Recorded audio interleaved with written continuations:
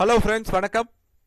மகளிர் உரிமை தொகை பணம் வரவில்லையா, செயல்படாத வங்கி கணக்கை சரி செய்வது எப்படி பற்றி இந்த வீடியோவில் பார்க்கலாம். அதற்கு முன்னாடி நம்ம சேனலை இதுவரைக்கும் சப்ஸ்கிரைப் பண்ணலன்னா சப்ஸ்கிரைப் பண்ணி வச்சுக்கோங்க. அப்படியே பக்கத்தில் உள்ள பெல் பட்டனை மறக்காம பிரஸ் பண்ணி வச்சுக்கோங்க. வாங்க வீடியோக்குள்ள போலாம். மகளிர் உரிமை தொகை திட்டத்தின் கீழ் தமிழ்நாடு அரசு சமீபத்தில் கோடிக்கணக்கான பெண்களுக்கு மாதாந்திர உரிமை தொகையுடன் கூடுதலாக சிறப்பு தொகையும் வழங்கியது. இதனால் பலர் பயனடைந்தாலும் சிலர் வங்கிக் கணக்கு செயல்படாத காரணத்தால் பணத்தை பெற முடியாமல் சிக்கலில் உள்ளனர். இந்த திட்ட தொகை டைரக்ட் பெனிஃபிட் டிரான்ஸ்ஃபர் டிபிடி முறையில் வழங்கப்படுகிறது. அதாவது உங்கள் ஆதார் எண் என்பிசிஐ மூலம் எந்த வங்கி கணக்குடன் செயலில் இணைக்கப்பட்டுள்ளதோ அந்த கணக்கிற்கே அரசு பணம் அனுப்பப்படும். லாஸ்ட்டாக எதுக்கு அப்டேட் பண்ணியிருக்கீங்களோ, எந்த வங்கி கணக்கில் ஆதார் கார்டை அப்டேட் பண்ணியிருக்கீங்களோ அந்த வங்கி கணக்குக்கு செலுத்தப்படும். நீங்கள் தற்போது பயன்படுத்தாத அல்லது நீண்ட நாட்களாக பண பரிவர்த்தனை செய்யாத கணக்கை வழங்கியிருந்தால் அது செயலிழந்திருக்க வாய்ப்பு உள்ளது. அப்படி இருந்தால் பணம் வந்திருந்தாலும் அதை பெற முடியாது அல்லது தகவல் பெற சிரமம் ஏற்படும்.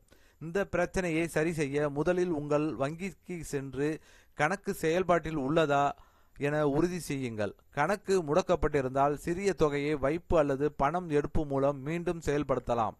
மேலும் கேஒய்சி விவரங்கள், ஆதார், பான் உள்ளிட்டவை புதுப்பிக்கப்பட்டுள்ளனவா என்பதையும் சரிபார்க்க வேண்டும். கேஒய்சி புதுப்பிக்கப்படாமல் இருந்தால் அரசு தொகை வரவு பெற தடை ஏற்படலாம். மேலும் ஆதார் எந்த வங்கி கணக்குடன் இணைக்கப்பட்டுள்ளது என்பதை உறுதி செய்யவும். தேவையெனில் நீங்கள் பயன்படுத்தும் பிரதான வங்கி கணக்குடன் ஆதாரை மீண்டும் இணைக்க கோரிக்கை செய்யலாம். இத்துடன் தொடர்பான உதவி அல்லது புகார் இருப்பின் உங்கள் பகுதியில் உள்ள வட்டாட்சியர் அலுவலகத்தில் செயல்படும் திட்ட உதவி மையத்தை அணுகலாம். அதிகாரப்பூர்வ அரசு இணையதளம் அல்லது அறிவிக்கப்பட்ட உதவி எண்கள் மூலமாக மட்டுமே தகவல் பெற வேண்டும். உங்கள் ஓடிபி, வங்கி விவரங்கள் போன்ற நுணுக்கமான தகவல்களை அறிமுகமில்லாதவர்களிடம் பகிர வேண்டாம் என தெரிவிக்கப்பட்டிருக்கு.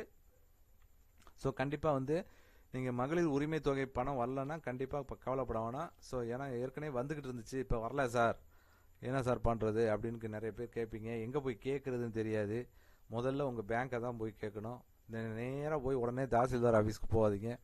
பேங்க்கில் போயிட்டு எல்லாம் கரெக்டாக இருக்கா, பேங்க்கில் பணம் என்ட்ரி ஆகிருக்கா இல்லையா, எஸ்எம்எஸ் வராமல் இருக்கும், நிறைய சிக்கல் இருக்கும். இப்போ இந்த பேங்க்கில் வந்துக்கிட்டு இருந்துச்சு, இன்னொரு பேங்க்கு ஏறும். ஸோ என்ன சார் இந்த பேங்க்கில் தான் ஏறிட்டு இருந்துச்சு, ஏன் சார் இப்போ ஏறல அப்படின்னா அந்த பேங்கை போய் கேட்டுருப்பீங்க. லாஸ்ட்டாக எந்த பேங்க்கில் இப்போ ஒரு ஆள் 4 பேங்க் அக்கௌண்ட் வச்சுருக்கீங்கன்னா 4 பேங்க் அக்கௌண்ட்டையும் செக் பண்ணணும்.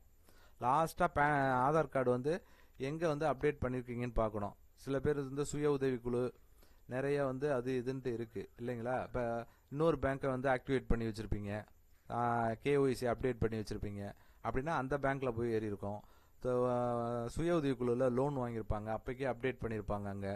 ஸோ அந்த பேங்க்கில் ஏறி உட்காந்துருக்கோம். ஸோ எந்த பேங்க்கில் ஏறி இருக்குன்னு கண்டுபிடிக்கிறது பெரிய வேலையாக இருக்கும்.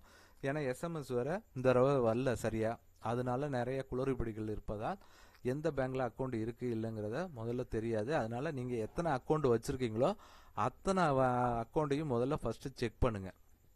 செக் பண்ணிங்கனாவே உங்களுக்கு வந்திருக்கா வரலையான்னு தெரிஞ்சிடும். அப்படி மீறி வரல அப்படின்னா தான் நீங்கள் கேஒய்சி எல்லாம் கரெக்டாக இருக்கான்னு பேங்க்கில் எல்லா பேங்க் அக்கௌண்ட்டை செக் பண்ணணும். கேஒய்சி அப்டேட் பண்ணிட்டோம், பேன் கார்டை கொடுத்து எல்லாத்தையும் அப்டேட் பண்ணிட்டீங்கன்னா கண்டிப்பாக வரும். அதுக்கப்புறம் எந்த பேங்க்லேயும் வரல அப்படின்னா நீங்கள் தாலுகா ஆஃபீஸில் போயிட்டு தாசில்தார்கிட்ட முறையிடலாம். என்ன சார் வரலன்னா அந்த தொகை மீதி அந்த உங்களுக்கு வராத நிலுவைத் தொகை கண்டிப்பாக வர்றதுக்கு வாய்ப்புகள் அதிகமாக இருக்குது. ஸோ கண்டிப்பாக இது ரொம்ப பயனுள்ள தகவலாக இருக்கும்னு நினைக்கிறேன். இந்த வீடியோ உங்களுக்கு பிடித்திருந்தால் லைக் பண்ணுங்கள். உங்களுடைய சந்தேகங்களை கமெண்ட் செக்ஷனில் கமெண்ட் பண்ணுங்கள். உங்கள் உறவினர்கள் நண்பர்களுக்கு ஷேர் பண்ணுங்கள். மீண்டும் இது போன்று வேற ஒரு தகவலில் சந்திப்போம்.